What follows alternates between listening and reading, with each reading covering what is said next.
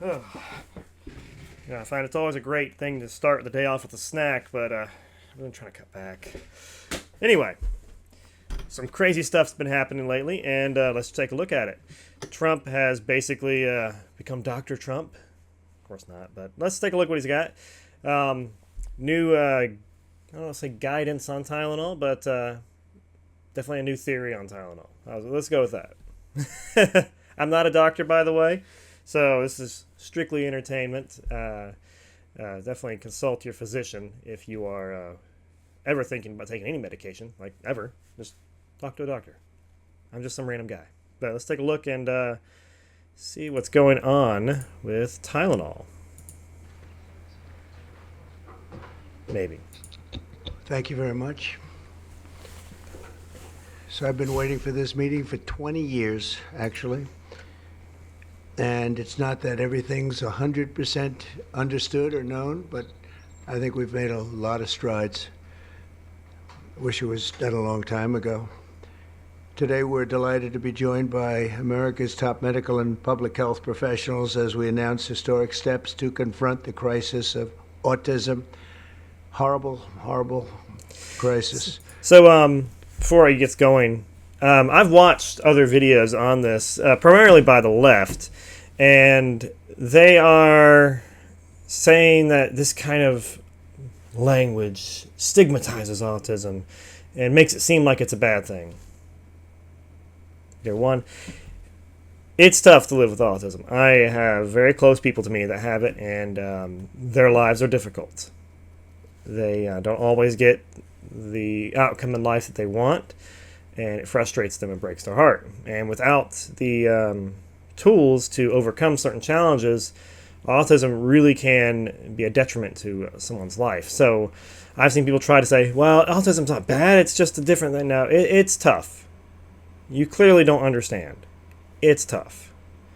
And it breaks my heart when people say, well, it's just, we should destigmatize it. It's okay. And I'm like, no, it's not. There needs to be something that helps to stop this. Now, I don't know if Trump's right. To be fair, Trump isn't the one saying this. He's just repeating what other scientists have already said. And I'm going to go over that in just a few minutes. In fact, I have a few unique things to go over. I want to thank the man who brought this issue to the forefront of American politics along with me. And we actually met in my office, is it like 20 years ago, Bobby? It's probably 20 years ago in New York.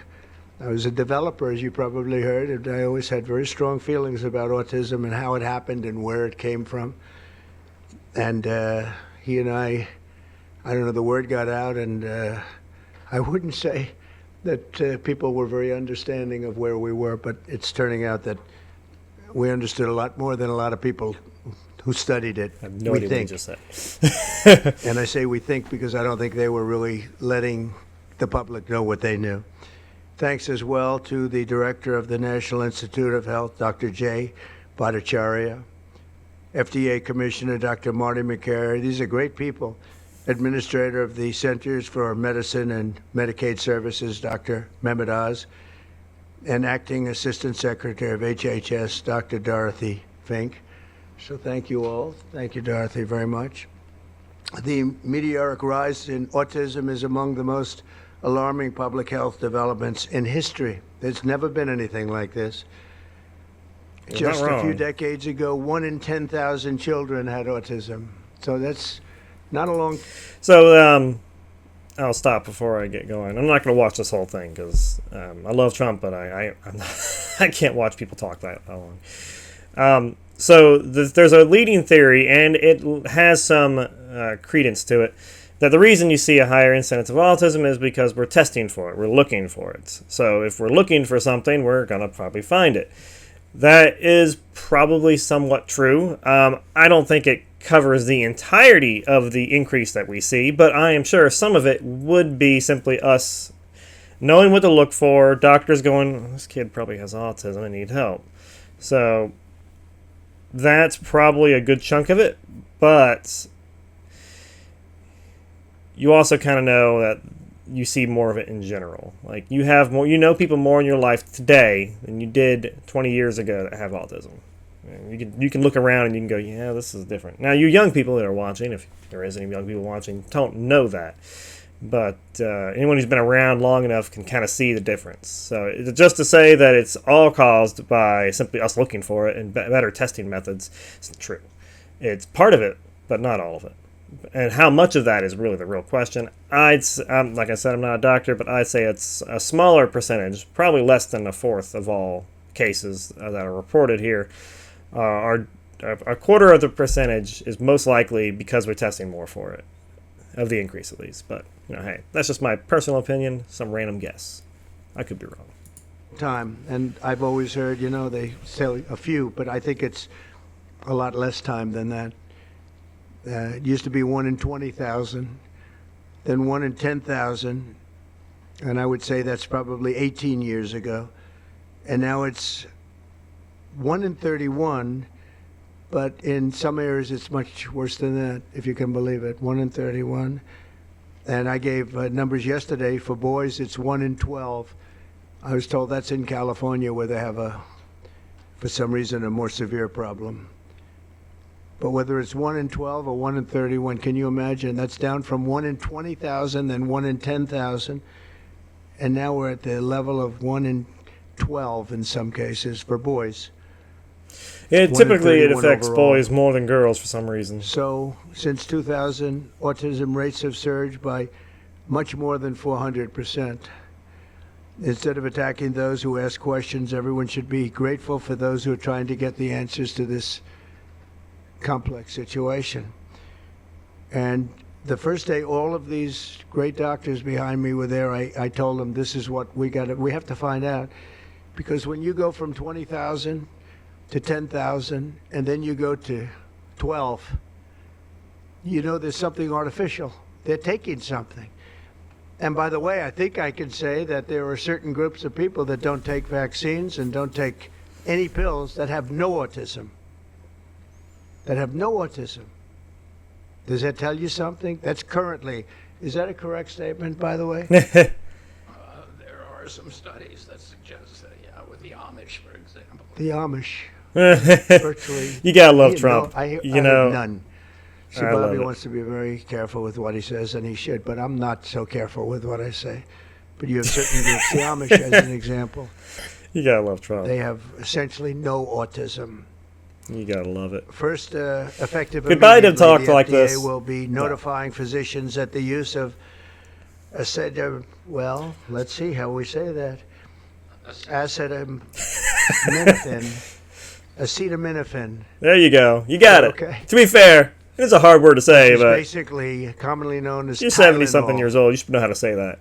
Probably had to order a lot of can it. be associated with a very increased risk of autism. So taking Tylenol is not good. It's not good. All right, I'll say it. It's not good. He's saying it's not good. For this to say reason, that they are it's strongly not recommending good that women entirely limit Tylenol use is during if he was pregnancy someone unless else, medically lawsuit. necessary. If anybody, For as instance, president, in cases of extremely high it's really hard to sue the government. that you feel you can't tough it out, you can't do it. If he was a I guess private there's citizen, that. he'd probably be It's a facing a small lawsuit right about number now. of cases, I think. But if you can't tough it out, if you can't do it,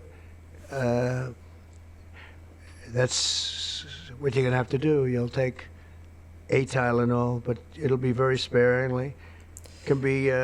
So I'm not going to watch this whole thing because, sometimes Trump can talk forever. I love the guy, but he can talk forever. So what are they talking about? Basically, the studies go that there's an increased risk of autism if a pregnant woman takes Tylenol. Now, how much Tylenol? I've read different things. I don't know. I'm not a doctor. I do know that Tylenol says not to take their medicine if you're pregnant. So definitely talk to a doctor before you take any medication. I had my wife was pregnant, and we had to avoid just about everything. Literally everything.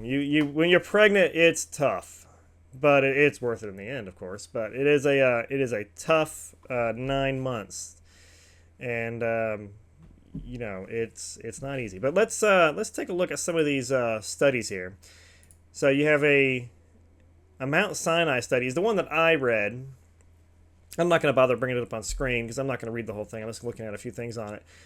The title, Mount Sinai Study Supports Evidence that Prenatal Acetaminophen Use May Be Linked to Increased Risk of Autism and ADHD. Okay, now this was published August 13th of 2025, and I'm going to show you a trick later on how to find information on the internet that is useful. You're not going to find anything that's not biased probably right now. If you look for stuff, you're going to find a slant either direction. Often sold acetaminophen, often sold under the brand name Tylenol, known as paracetamol outside the United States and Canada. I don't know why they changed the name outside of the U.S. and Canada. It's common for pain medication during pregnancy and used by more than half of pregnant women worldwide. Until now, it has been considered the safest option for managing headache, fever, and other pain analysis. And other pain, supposedly. I'm not sure if that's true. That's just what Mount Sinai said. Analysis by Mount Sinai led team of 46 studies incorporating data from more than 100,000 participants across multiple countries challenges this perception and underscores the need for both caution and further study. And that's pretty much what you're going to find. Almost everything here is going to say we need to study this more. Now, I've heard of one study in, I think, Sweden where they couldn't find any link at all. I haven't really read that study. I just heard about it. So maybe they're right. Maybe they're wrong. Like I said, this is not medical advice. This is simply just kind of talking about the politics of the situation here. Our findings show that higher quality studies are more likely to show a link between prenatal acetaminophen exposure and increased risk of autism and ADHD, said Didier Prada, MD, PhD, Associate Professor of Population Health and Science and Environmental Medicine and Climate Science at the Icahn School of Medicine at Mount Sinai. That poor guy is named Didier. So I don't know if you want to take his advice or not. You know, if you with a name like that, does a PhD really matter? Sorry, dude. It'd be better if Diddy didn't, get in so much trouble. Okay. Jokes aside, given the widespread use of this medication, even a small increase in risk could have major public health implications. So they're just, this is mainly what I think the government's looking at. Says pregnant women should not stop taking medication without consulting their doctors. Dr. Preda emphasized untreated pain or fever can also harm the baby. Our studies highlights the importance of discussing the safest approach with healthcare providers and considering non-drug options whenever possible, according to Dr. Prada. So basically, it makes it look like, hey, look, there's something going on. We don't know exactly. They can't just say stop, and there's risks to not taking it as well if you have certain issues like the high fever that he mentioned. So, and Trump isn't going to really go against all this. I think even he just said, as you heard, that, you may have to tough it out, or if you can't, a little bit, he's not a doctor. Don't take Trump's advice on what to do. I love Trump and everything, but he's really simply just going for a label change. They are informing doctors. This is something the federal government recommends. Now, there's a doctor out there, Dr. Mike, has a great video on this. I disagree with Dr. Mike's method of delivery. It's very politicized. He's always been kind of, you could tell he's a leftist, but he's been keeping it kind of under wraps. This one kind of, showed his hand, I think. I'm not going to link to it, but you search for Dr. Mike, you'll find it. I thought it was a little unprofessional, the way he addressed it. If you're going to be taken seriously as a doctor, you really shouldn't be posting political stuff. See, me, I'm not a doctor. I'm just a mister, so I can post political stuff. So that's pretty much what they got. I'm not really going to go too far into this. It's just that's what they're saying, and you can check this out on Mount Sinai's website. There's other links here that they have that are pretty fascinating. There's a birth injury center, and they have a link to it. Now, this was published March 24th of 2025. Pregnant women often take over-the-counter prescription medication, Tylenol, acetaminophen, for pain relief and fever reduction. However, some studies show a link between Tylenol and autism. Here, let me show you what they have here so you can see what I'm looking at here. This is what they got.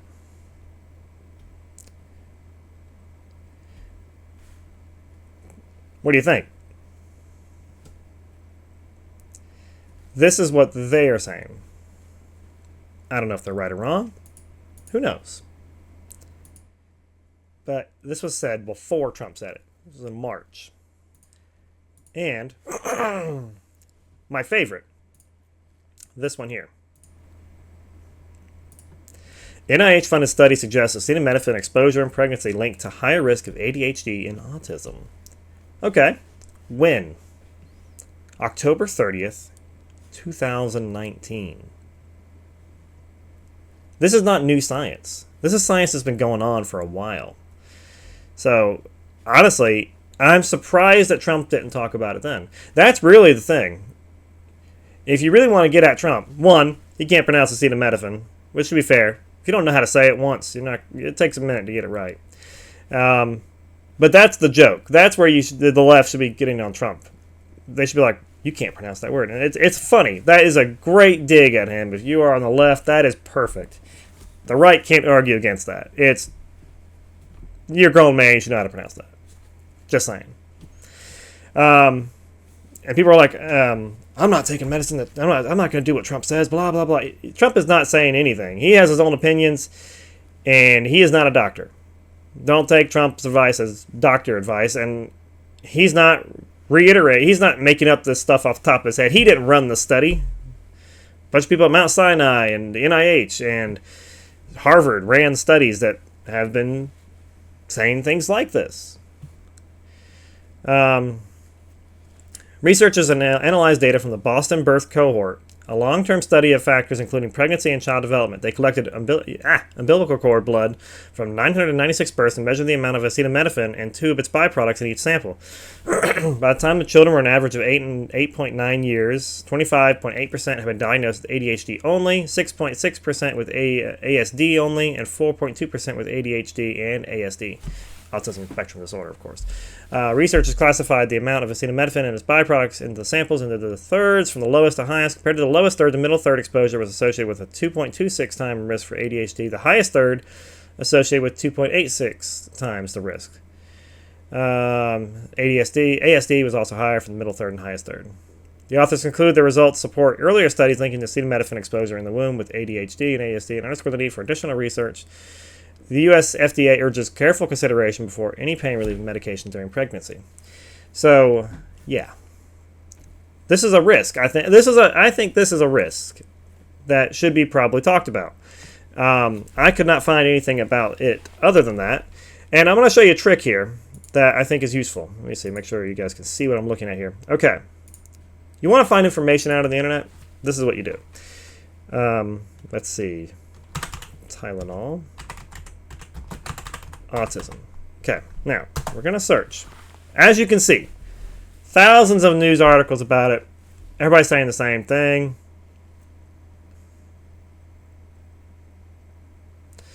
So, go to Tools, go to Advanced Search. Dang it, not that one.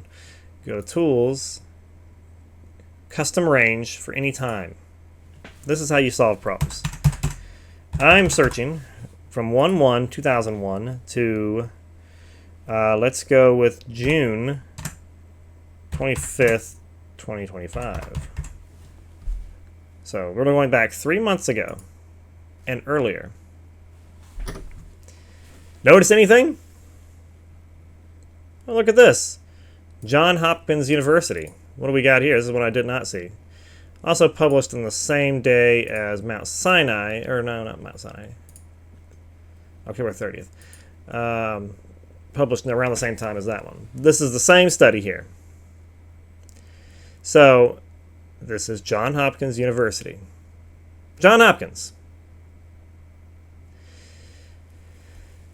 People in general believe Tylenol is benign and can be used safely for headaches, fever, aches, and pains, says Zion Wang, professor in the Bloomberg School's Department of Population, Family, and Reproductive Health in the school. Our study further supports the concerns raised by previous studies that there is a link between Tylenol use during pregnancy and increased risk for autism or ADHD.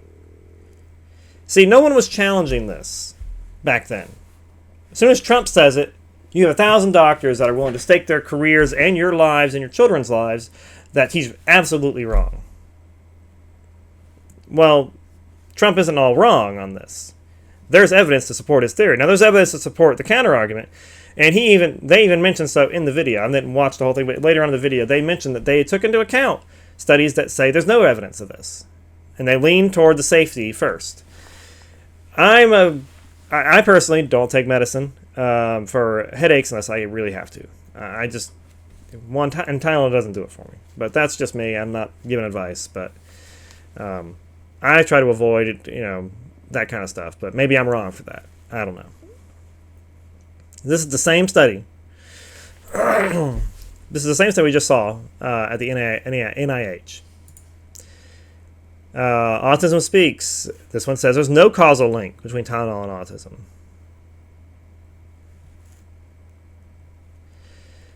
So Autism Speaks says no. And there's another one. This was during last year. Now this is the Sweden study. This one says there's no link. Now what is the Sweden study? Let's take a look. I haven't actually read this study. I just heard about it. So this is actually the first time I've actually seen this. Collaborative effort by Swedish and American investigators, which appears in JAMA. Okay. Funded by the NIH. National Institute of Neurological Disorders and Stroke, part of the National Institute of Health. Scientists compared siblings who shared genetics and other variables such as parental health, environmental exposures, and socioeconomic factors, and were able to limit the influence of other potential risk factors. This allowed them to focus specifically on and eliminate the risks associated with acetaminophen. The study was unique due to the size of the population captured in the Swedish Medical Birth Register and Swedish Prescribed Drug Register. Before siblings were considered, there appeared to be a small increase in risk for neurodevelopmental disorders in children exposed to acetaminophen, which was noted in previous studies. Okay, it is often taken during pregnancy instead of not in NSAIDs, which carry blah blah blah blah. The reasons pregnant women might take acetaminophen include fever, conditions such as chronic migraine, could be in some cases associated with an increased risk for later neurodevelopmental disorders. One limitation of the study is that it relies on data from prescribed acetaminophen and from self-reporting from pregnant people during prenatal care. It may not capture all use or dosage in all people, particularly over-the-counter medicines. However, the number of patients included in the study and sample and the ability to control for many other confounding factors support the conclusion that acetaminophen is not directly linked to an increased risk of autism, ADHD, or intellectual disability. So this is an interesting study, and I think the limitation is one that may be challenged. So this basically says they're all wrong. This is why people have struggled to trust science. One year this is everything, the next year it's this. Now that's what science is supposed to do. You're supposed to challenge everything. You're supposed to think about it and go, well, is this right, is this wrong? And with this, this looks pretty good. I'm not saying this is right or wrong. I'm not a doctor. Talk to your doctor before taking anything. I think the links that are found in other studies, though, are worth more investigation, and I wouldn't just cite this as absolute truth that there is no risk at all. I would never say that, but it does show that there's more room for study than this. Let's see, that's basically it. I'm not going to read the whole thing. So, yeah, interesting. There's different things. No link between acetaminophen and risk and autism. Cleveland Clinic Newsroom. No link. So you see, as you go back, you get science. But you go, before you have science, you have the news. I stopped trusting the news a long time ago, and I'll do a video on exactly when I finally gave up. The news has always been left-leaning, but it became so left-leaning that I just gave up. And I'll show you the exact moment. I have the exact moment. It was in 2021, and it was a scientific study that they reported. And I will show you that one day, maybe next video. Anyway, that is basically what we're going at here. Now, I'm not saying that Tylenol causes these things or doesn't cause these things. I don't know. And that seems to be the case among scientists. They don't know. Now, the FDA is probably going to issue something that changes the label for it and say they don't recommend it during pregnancy, and that's their call. They're doctors, I guess. I'm not. If I was pregnant, I probably would avoid taking anything as much as I could. I mean, you're not allowed to do a whole lot of things pregnant. And you can't go skydiving, for one. I mean, that is just terrible. But, I don't know. What do you guys think? Do you have any anecdotal evidence that supports or disproves these theories? I mean, do you know anybody who took Tylenol while pregnant and had a kid with autism, or did they take it and everything seems fine? What happened? I'm curious to know. I think more discussion is needed. I think that the trend on TikTok where people are just taking medicine and posting it to own Trump is dumb. You couldn't get me to take medicine. If Trump said to take medicine, I wouldn't take it. I didn't take Trump's medicine that he made during his first term to fight the 2020 virus, which he is very proud of, by the way.